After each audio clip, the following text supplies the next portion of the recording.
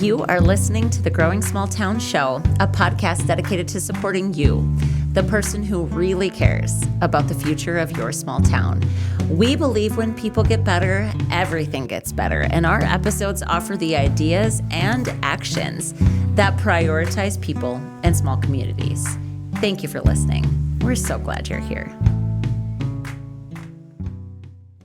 Well, hey everybody, welcome back to another episode of the Growing Small Town Show. Today, you get me. I'm not a stranger to solocasts, and you are not a stranger to listening to them. But this new season, one of the things we talked about, and it's kind of fun because as I do speaking or I do engagements with, whether it's at a conference or it's with a specific group or community that's actually bringing us in to speak, it's fun to have specific prompts. Specific things that we're asking everybody that we talk to so that we can help address them if possible. And one of those prompts, I'll just remind you, friends, there's two things. One is, what are you really proud of in your small town that nobody else seems to care about? Let us shout it out for you. We literally have a phone number. All you got to do is call and tell us about it, and we'll shout you out. You have heard on this new season a small town shout out in every single episode. And that's just really a fun way, I think, to celebrate because we famously don't do that enough in small communities.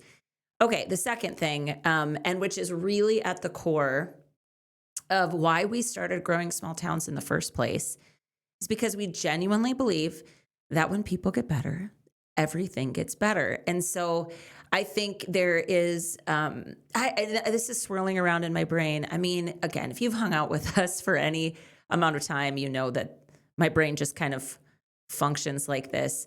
I've often said that very few things land lightly on my brain, so I tend to think deeply about things. In no way is that suggesting that I'm smart. It just means I think a lot about stuff. And I really am so fascinated as I think about the future of our communities and I think about the people that are in them.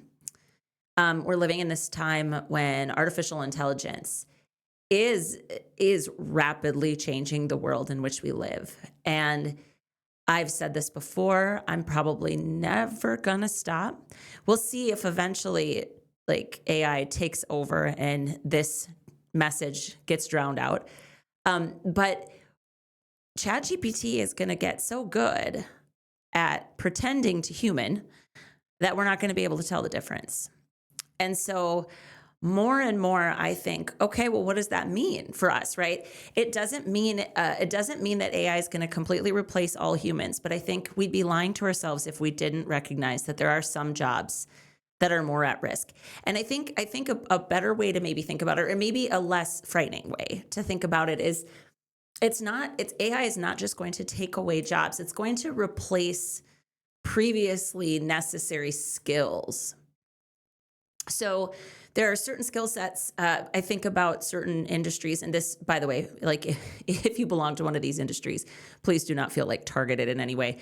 There's elements of this in kind of a lot of the work that we do, but like marketing, being able to write successful sales copy writing was actually a very specific skill that a person can hone. Now, I am still going to argue and advocate for all day long the creativity that goes into writing. But we've got to be honest with ourselves about this. AI is going to replace a lot of that. It's already replacing so many things that we used to seek out a person to help us do. And even though that's kind of scary on its face, I think for rural communities, we actually just a few weeks ago did an episode with Scott Meyer. I really encourage you to listen to that one because we talk about how rural communities, it can actually help us. I'll just say this. I use ChatGPT in my life kind of as a brainstorming buddy because if I'm sitting there and it's 3 a.m, which I will famously wake up at 3 a.m. And then if my brain starts racing and I really want to talk something out with somebody, there's nobody in my house that's going to get up and talk through anything with me at 3 a.m. That's facts. And so I can go to ChatGPT and treat it like a buddy. Please don't feel sad for me. I swear I do have real friends. I don't use ChatGPT just as a friend, but I use it as a thought partner. So that's just one small way that it actually can help kind of build up our capacity, especially in rural places where certain skills and certain like specific individuals may not exist, like certain professional lenses may not exist. So okay, I went way down on a rant about AI. I didn't intend to do that, but it speaks to this prompt that I'm about to share with you, and then we're going to talk through my take and kind of the take of a lot of people as I've, built up my network of people that want to see small towns thrive, our answer to this specific thing that somebody brought to me. But the prompt that I'm asking people is simply this: what is the biggest people challenge that you feel like you're facing in your community? And I love this because people are what is going to make or break our towns. I actually believe that is a full stop statement. And you know what? I've been taken to task on this. So if you listen to this and you're like, yeah, no, it's more about infrastructure, or it's more about, attracting the next manufacturing plant. It's more about, I don't know, pick a thing, anything, right? That maybe sounds easier to measure and has more defined ROI. And I'm going to, like, probably within 7 degrees of separation, be able to say, yeah, okay, but this is how people affect that. Or this is how, because again, we're the ones that are going to figure these things out. And so I think, again, in this situation with AI and just how much of our skills are going to get kind of outsourced to technology in the name of efficiency, we have an obligation to get better at humaning. Like, we actually have an obligation to do that. We have an obligation to get better at engaging with each other socially, primarily in person, because that is the one space that AI cannot and will not hijack, because it doesn't exist there, right? Everything that we're doing digitally, and yes, AI might take over most of our digital communication. I think there's some truth to that.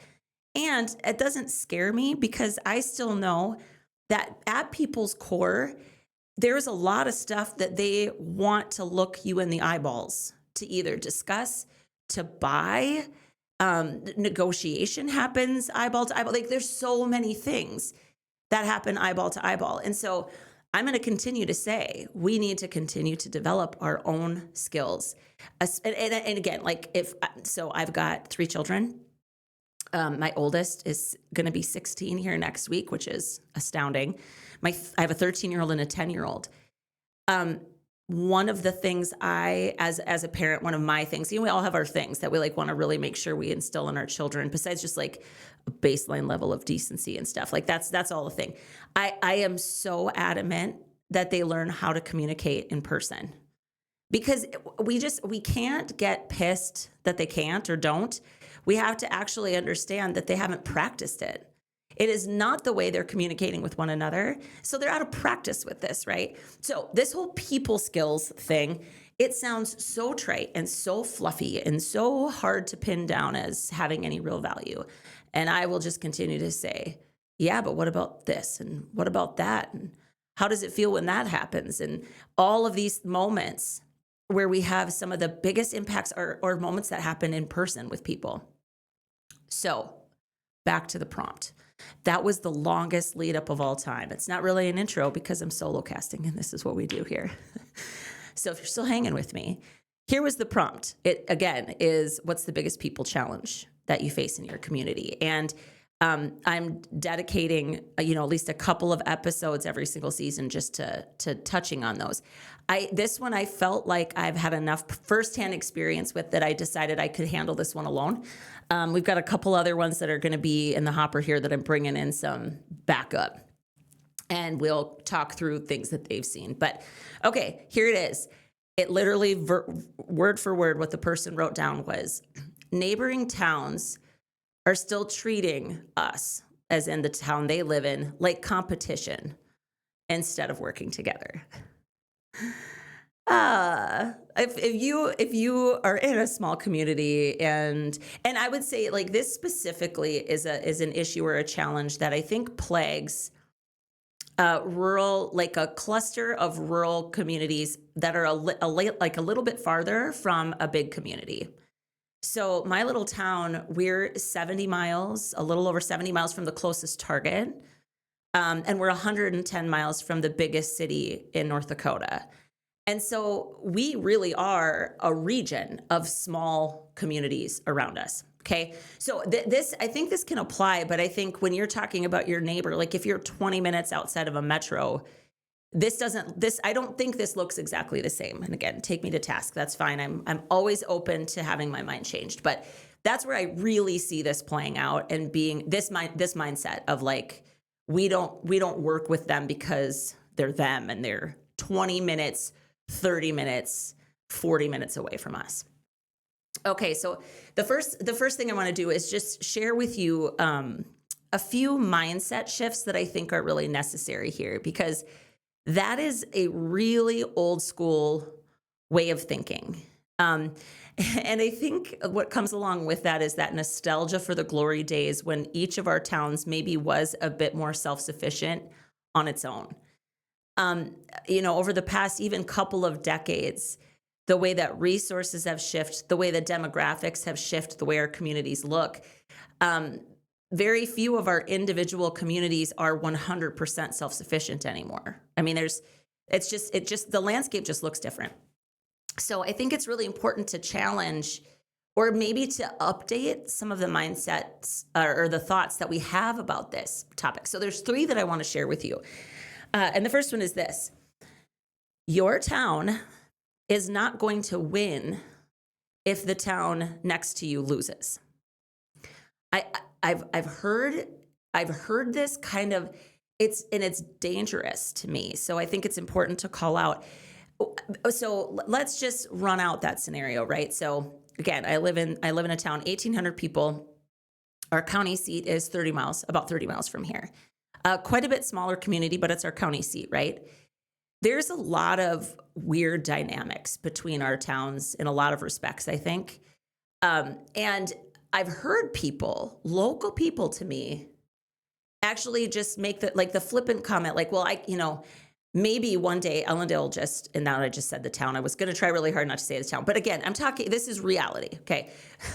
Sorry, I wasn't going to say it. But again, if you know where I'm at, you would know my county seat. You also could look it up because we talk about it all the time. Ellendale. People will say like, oh, maybe one day Ellendale will just kind of fall in a hole in itself and then the county seat can move here. I've heard people say that.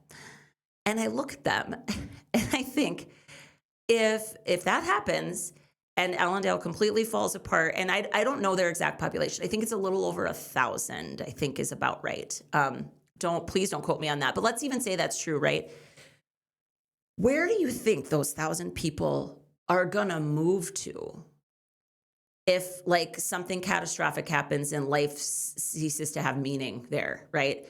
Or even if half of them move away, because they'll always be like the people that hang on, right? And they're just not going to move, and that's the thing. Do you think they're coming to your town? Do you think they're going to move a half an hour away?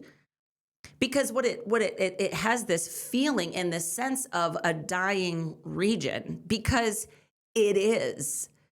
Those people are more than likely going to move out of your region entirely. So if you're a county level person, they're moving out of your county. They're not just moving to the community next door. That's not how it works. And so I get this desire to want your community to win.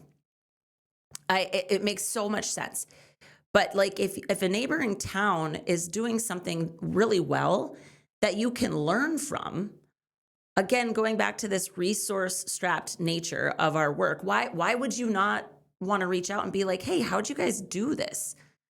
And then kind of the other piece of this with this, your town's not going to win if the town next to you loses, is like attraction, people, human attraction, people attraction, whether we're talking about residents or visitors, it really does depend upon a strong region. Again, especially if you're not closely connected to or nearby a big city, they're likely going to need to depend on some of the communities around you to get some of those things met. So that's the first one. Your town's not going to win at another town's expense if they're in your region.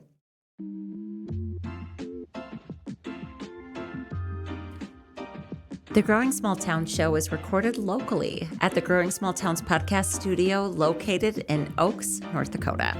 It's produced by Pheasant Canteen Studio in Aberdeen, South Dakota, with marketing support from Cassidy Johnston in Canyon City, Colorado. Our intro music was created and produced exclusively for Growing Small Towns by James Bergman, singer and songwriter from Fargo, North Dakota. Local and small. It's what we support, and it's who we love. Get your community a shout out on the podcast.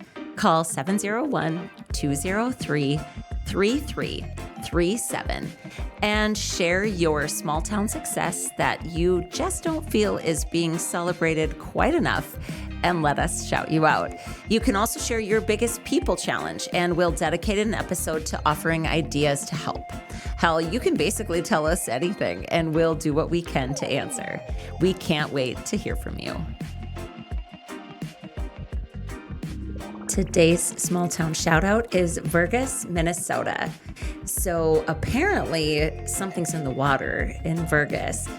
This person shared with me that it is the kind of community that every single business that you walk into, you can feel their community pride. She shared that several years earlier, just a group of people came together, the business owners came together and decided that they were going to be more than just a tourist town, but they were really going to focus, they're in Lakes Country in Minnesota, that they were also going to focus on what it feels like for the people that live there every single day. And she said, she encouraged me, knowing what I do here on the podcast, to visit Vergas. She said, and I dare you, walk into any single business on Main Street in Vergas. You will get the very felt sense that they want you there and that you belong there. And that is kind of what it's all about, isn't it, friends? So, big ol' shout out to Vergas, Minnesota.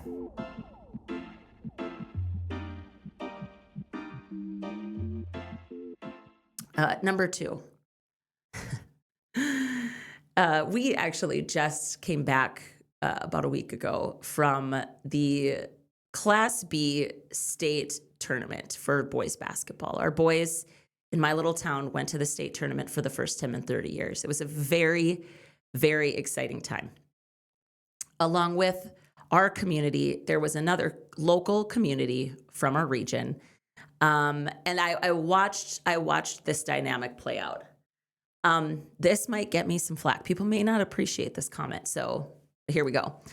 I'm just going to say, just because the Eagles stole the basketball championship from you in 1983, and you hated the point guard that you had to deal with, had to defend with a passion, it doesn't mean that now that person has moved back to their respective town, the home of the Eagles, naturally, and they're running a business over there, that you have to carry that high school basketball hatred over into adulthood.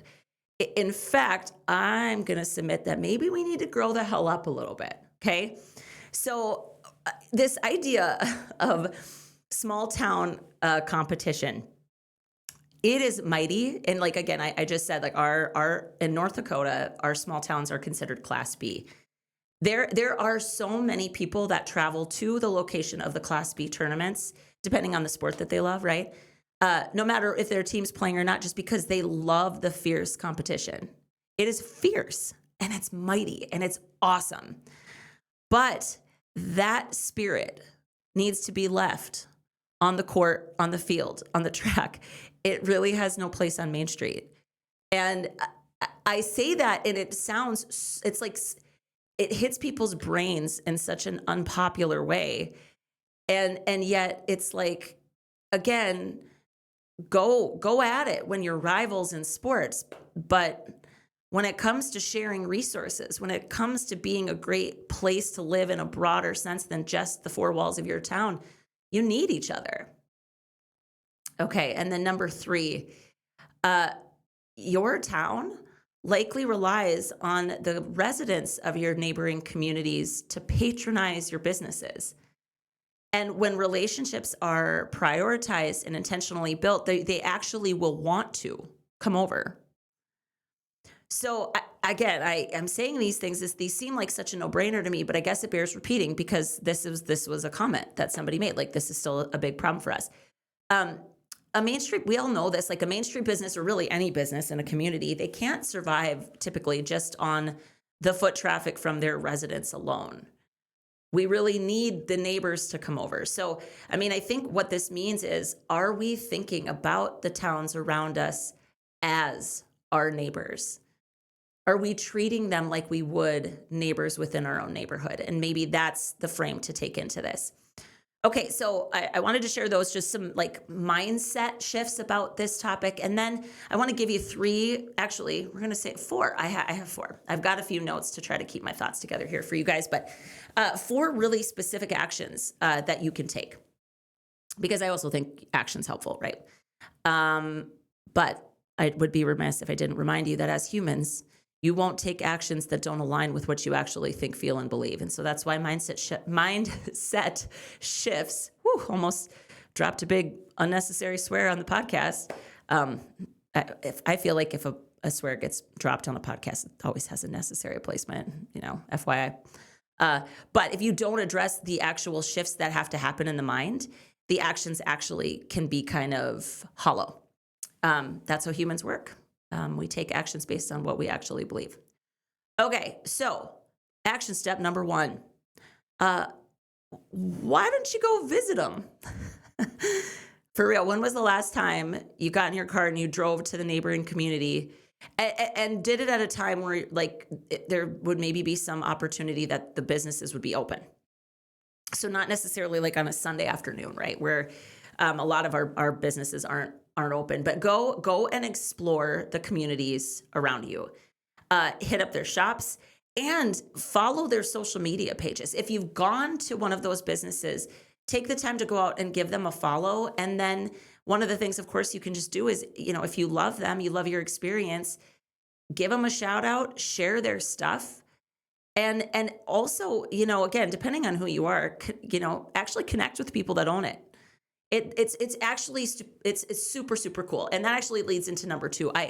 As a person that does this kind of work here in Oaks, and then I have a physical business here in Oaks. I love getting connected to the people in the communities around me that are also running businesses.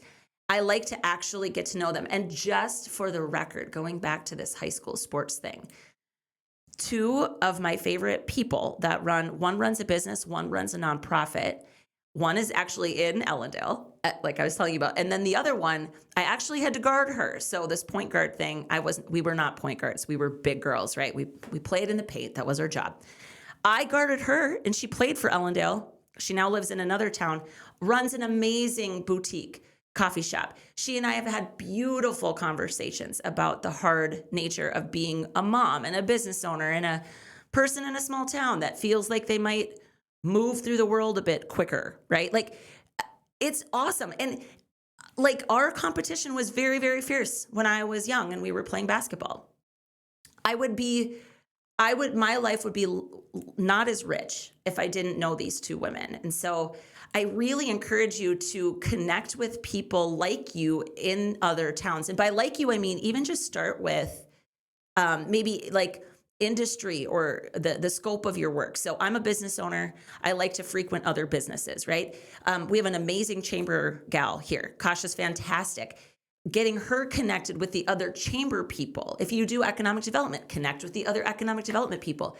You run a boutique, you should know the boutiques in the stores around you, not just because they're your competition, but because if you're going to try to attract a carload of women to come down from Fargo and they can drive through Lisbon, they can drive through Enderlin, they can drive it through other communities on the way here, and we can tell them that, we can make an entire day of it for them, and it makes it worth their drive, other than just being like, I'm coming to your little town for one thing.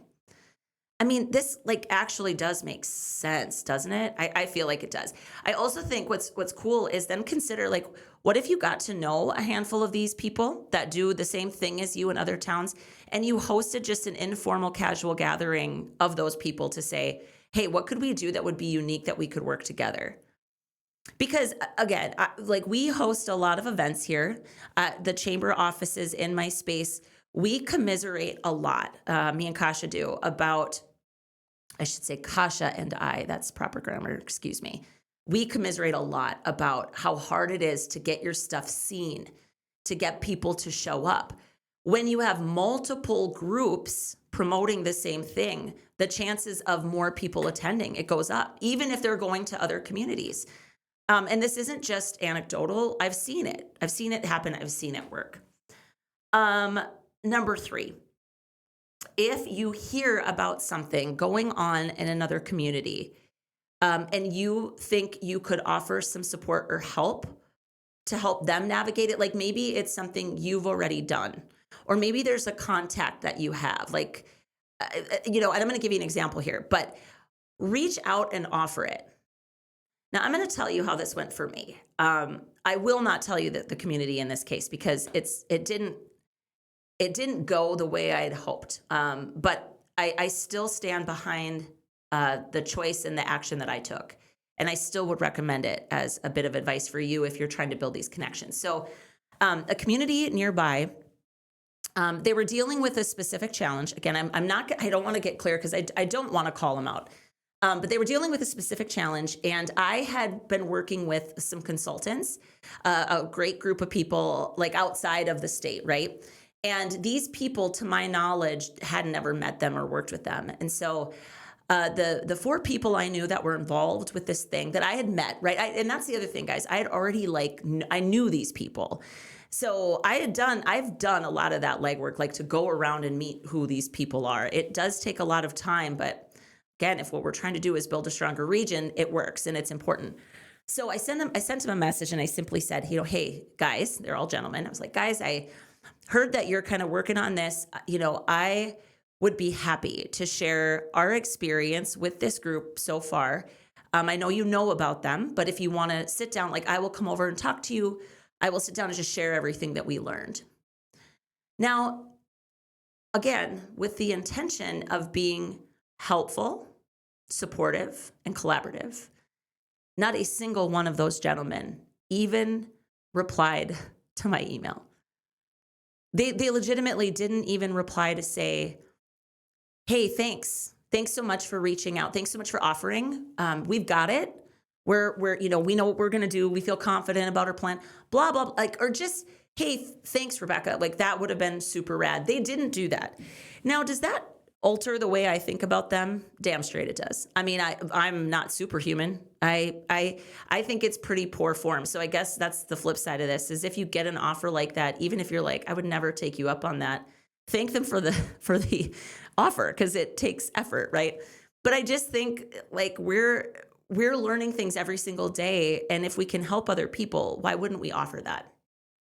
And then the 4th is simply, it kind of harkens back to what I said in number 2, which is like, think about maybe having a casual hang where you get together and you brainstorm creative ways to collaborate. There's a specific podcast episode from quite a bit back that I want to call out. It was episode number 107. With Melissa Nelson. She had this really cool concept called the Rural Route Ramble. And again, it's very similar to what I just kind of alluded to, where you would like create a day, or I think theirs might have been a multi-day event, but it was curated with really specific businesses. They had really specific goals for what they were doing, and then they marketed it all together. And it went to several towns and several businesses. And so the people participating in it weren't just coming to your one community. They were going to multiple communities as all part of this creative, collaborative event. You can put together like a whole loop of cool, unique things to do with like the besties in your neighboring towns. And it tells the audience or anybody that might be coming that when you move to your small town, you're not just becoming a part of your community, but you're becoming a part of a broader, bigger region. And I think that's really special. And I think that's really important because, again, we're resource strapped. I'll give another random example. My daughter, who's 10, she has taken dance classes a few times. They kind of have a series of seasons that they do lessons. They're in a town 20 miles away. Now, I've gotten to know the woman that hosts them. I've had her over here to my building. We've had lunch. We've gotten together. nobody offers dance classes in my community. And so, we've got to really recognize that, if we want our kids to have a richer, fuller, and ourselves too as adults, or kind of a richer, fuller experience where we can do some of the things that, if you ever lived in a big city and you miss some of that stuff, you do need to figure out what's going on around you.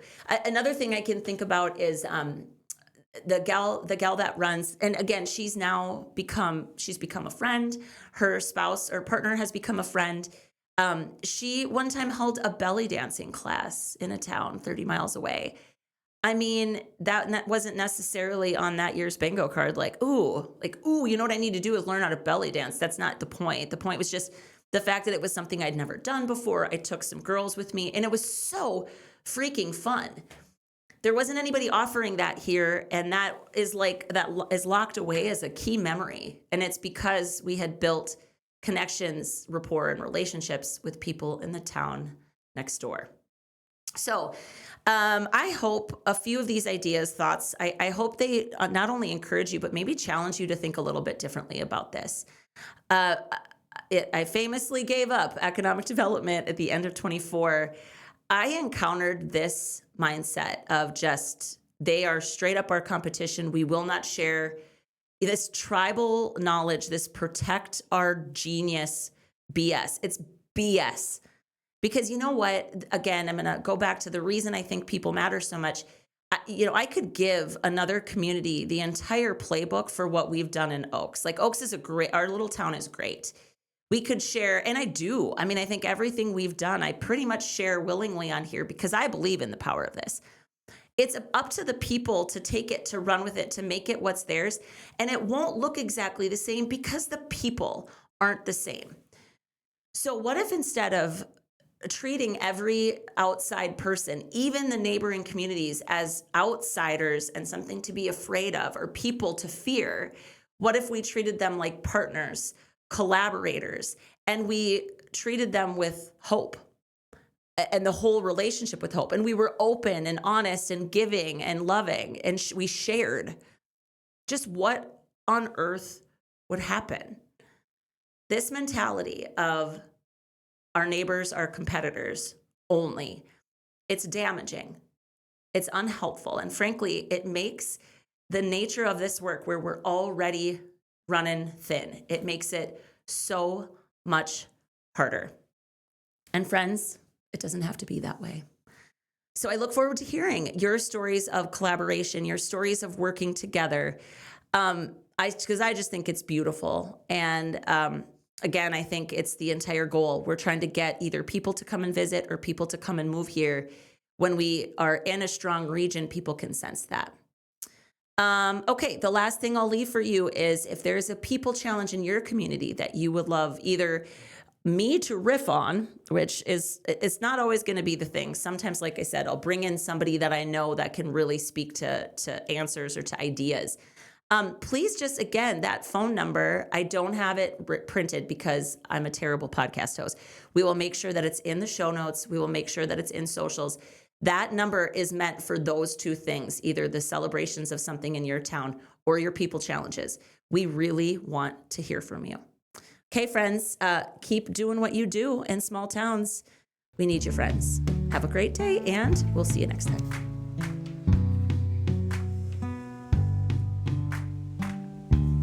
We hope you loved this episode of the Growing Small Town Show.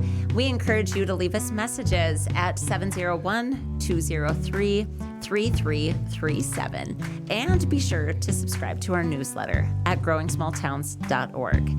In the meantime, keep doing what you can with what you have right where you are. Your community needs you. Because we are growing small towns. We are growing small towns. We're right here living our best lives, as crazy as it sounds. But we are growing small towns, growing growing small towns. We are growing small towns.